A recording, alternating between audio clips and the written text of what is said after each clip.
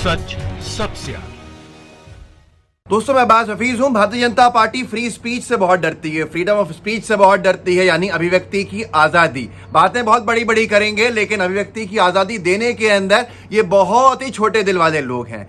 आज की डेट के अंदर ट्विटर से लड़ाई हो गई है मोदी सरकार की, ट्विटर से ठन गई है रविशंकर प्रसाद जी के मंत्रालय की, और ट्विटर को धमकी दे डाली है कि अगर हमारे हिसाब से नहीं चलोगे तो जो भारत में आपके लोग, आपके यहाँ पे लोग हमारे काम कर रहे हैं, उनको हम जेल के अंदर बंद कर देंगे। पूरा मामला मैं आपको समझा देता हूं, आपको समझ में आ जाएगा कितनी अभिव्यक्ति की आजादी की बात इनकी सही होती है और कितना अंतर है कथनी और करनी के अंदर।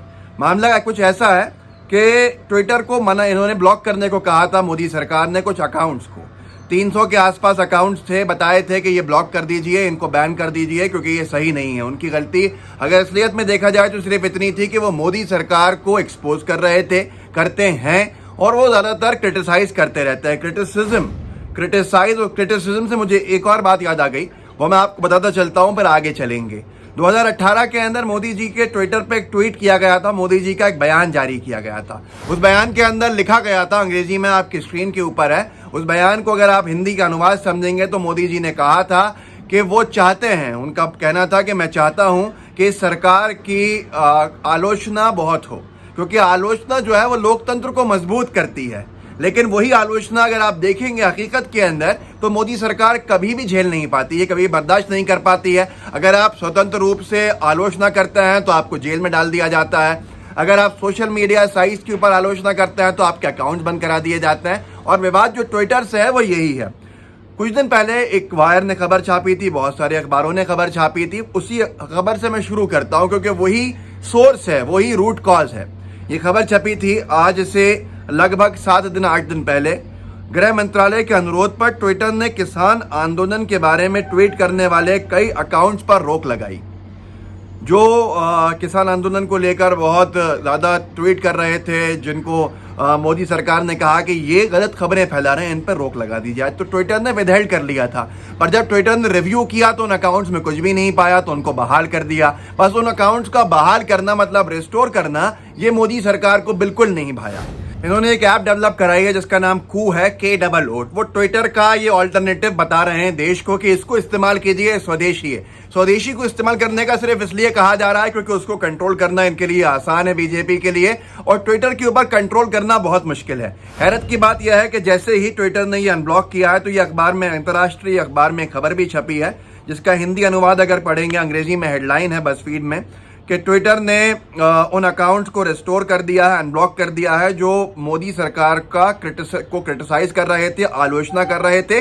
लेकिन उसके बाद अब सरकार की तरफ से ट्विटर के जो कर्मचारी हैं उनको धमकाया जा रहा है, यहां तक कि उनको जेल भेजने की धमकी भी दी जा रही है कि तुम्हें 7 साल के लिए जेल भेज देंगे अगर इनको दोबारा ब्लॉक नहीं किया तो।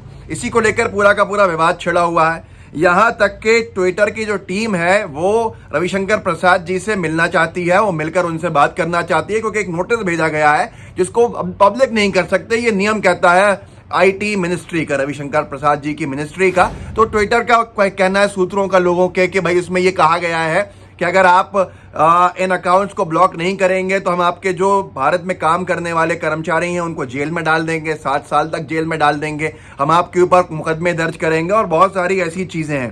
ट्विटर का कहना है कि उन्होंने कहा था कि एक हैशटैग इस्तेमाल किया था जो मोदी सरकार के खिलाफ था, उसको लेकर सरकार ने कहा था ट्विटर से कि ये दंगे करा सकता है। लेकिन कारावा मैगजीन जो है उसने तो उसका इस्तेमाल भी नहीं किया था, पर फिर भी उसको इस लिस्ट में जोड़ दिया गया था। मतलब साफ है कि जो बीजेपी के समर्थक हैं, TST राजा टाइप लोग, ये धमकाते रहे लेकिन इनके ऊपर कोई कार्रवाई नहीं होगी, नफरतें फैलाते रहे, इन पर कोई कार्रवाई नहीं होगी, लेकिन जो मोदी सरकार की आलोचना करेगा उसको ब्लॉक किया जाएगा। अभी भी आपको लगता है कि अघोषित आपातकाल नहीं है तो ये आपकी बहुत बड़ी गलती है। तो ये एक बहुत बड़ा विषय आज की डेट में बना हुआ, जिसको अंतर्राष्ट्रीय स्तर पर आलोचना की निगाहों से देखा जा रहा है कि मोदी सरकार अपनी इतनी सी आलोचना बर्दाश्त नहीं कर सकती। ये हैरत की बात है, क्योंकि भारत को सबसे ताकतवर, सबसे बड़ा लोकतंत्र के रूप में देखा जाता है दुनिया के अंदर, तो लोगों के लिए एक बड़ा झटका भी है। आगे बहुत सारी चीजें लिखी हुई हैं जिसको अगर आप पढ़ें तो समझ में आएगा। ट्विटर ने कहा है कि जस्टिफिकेशन पूरा नहीं है, बहुत ही कम है जस्टिफिकेशन, और जस्टिफिकेशन जस्टिफाई नहीं कर पाई है मोदी सरकार कि हम इन अकाउंट्स को क्यों ब्लॉक करें। इसके अंदर ऐसा कुछ नहीं है जो नफरतें फैला रहा है, लेकिन मोदी सरकार का कहना है कि भाई आपको तो ब्लॉक करना ही पड़ेगा। देखिए एबीपी ने छापा भी है कि कितना ज़्यादा मामला बिगड़ गया है। विवाद के एबीपी ने लिखा, विवाद के बाद आईटी मंत्री से बातचीत करना चाहता है ट्विटर, मतलब रविशंकर प्रसाद जी से ट्विटर बातचीत करना चाहता है। आगे जो लिखा है वो चौंका देने वाली चीज़ है, हमारे देश के लिए भी और अंतर्राष्ट्रीय स्तर पर दूसरे देशों के लिए भी। विवाद के बाद आईटी मंत्री से बातचीत करना चाहता है ट्विटर, कर्मचारियों की सुरक्षा को लेकर चिंतित। वो अपने कर्मचारियों की सुरक्षा को लेकर चिंतित किससे है? मोदी सरकार से है, क्योंकि मोदी सरकार ने सीधे सीधे कह दिया है कि हम जेल में डाल देंगे, ऐसा ट्विटर का कहना है। ऐसा बहुत सारे अखबारों ने छापा भी है, आप खुद भी देख सकते हैं। ये बहुत बड़ी चीज़ है। आलोचना अपनी बर्दाश्त नहीं हो। जिन लोगों ने 2018 में ये कहा था कि वो चाहते हैं कि मोदी सरकार, खुद मोदी जी ने, कि वो चाहते हैं कि उनकी सरकार की आलोचना की जाए खूब, क्योंकि आलोचना लोकतंत्र को मजबूत करता है, तो यहाँ आलोचना क्या लोकतंत्र कमजोर करने लगी है आज की तारीख के अंदर। मतलब जो बीजेपी के खिलाफ जाए उसको जेल में डाल दिया जाए, जो उनका साथ नहीं दे, मोदी सरकार के अनजस्टिफाइड जो एक्शन है उनको नहीं माने तो उनको जेल भेजने की धमकी। हर किसी बात पे जेल भेजा जा रहा है। ये किस तरह के देश को बनाया जा रहा है, समझ से बाहर है। जिस देश को, लोकतंत्र को एक लंबे अरसे तक मजबूत किया, उस देश का लोकतंत्र आज इतना ज्यादा खतरे में आ जाएगा, ये किसी ने सोचा भी नहीं था। कि ट्विटर जैसी संस्था जब डोनाल्ड ट्रंप को बैन करती है तो यहां पे बीजेपी के जो समर्थक हैं वो कहते हैं कि भाई उनको अनबैन कीजिए, उनको अनब्लॉक कीजिए, ये अभिव्यक्ति की आजादी के खिलाफ है। अभिव्यक्ति की आजादी का रोने लगते हैं, क्योंकि ट्रंप साहब की विचारधारा और बीजेपी की विचारधारा मिलती जुलती थी।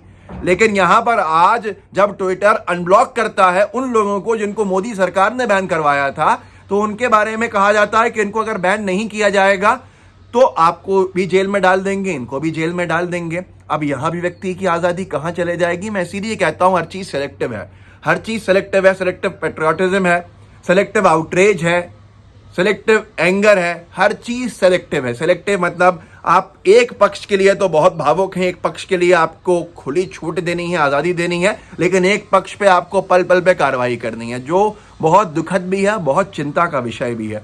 और ट्विटर से लड़ाई इसलिए भी चल रही है, लोगों का कहना है, जैक डॉर्सी हैं ट्विटर के फाउंडर हैं।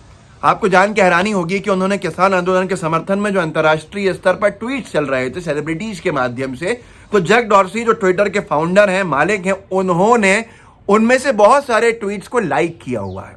तो ये खुद अपने आप में ट्विटर के लड़ाई के लिए काफ़ी है।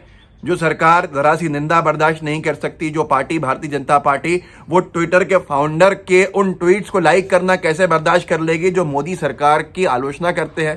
तो ये सारी चीज़ें बता रही हैं कि अमेरिका में सत्ता परिवर्तन जरूर हुआ है, लेकिन उसके असर जो है वो यहाँ तक दिख रहे हैं। आगे आने वाले समय के अंदर ये लड़ाई कितनी बढ़ती है, सिर्फ ट्विटर तक रहती है या बीजेपी और हमारी फजीयत कराने पे लगी रहेगी आगे, ये समझना होगा। आज आपको देख के लगता होगा कि कांग्रेस, दूसरी पार्टीज और भारतीय जनता पार्टी की सरकारों में कितना अंतर है। प्रचार के माध्यम को दुष्प्रचार का माध्यम बना लिया है, इसलिए आपको हर चीज अच्छी अच्छी दिखाई जाती है बीजेपी की और बुरी बुरी दिखाई जाती है कांग्रेस और दूसरी पार्टीज की। आंखें खोलिए, खुद पढ़िए, खुद रिसर्च कीजिए, आपको खुद समझ में आ जाएगा। लाइव टीवी को सब्सक्राइब किया हो तो बेल आइकन जरूर दबाइए, सब्सक्राइब नहीं किया हो सब्सक्राइब कर लीजिए। जय हिंद, जय भारत।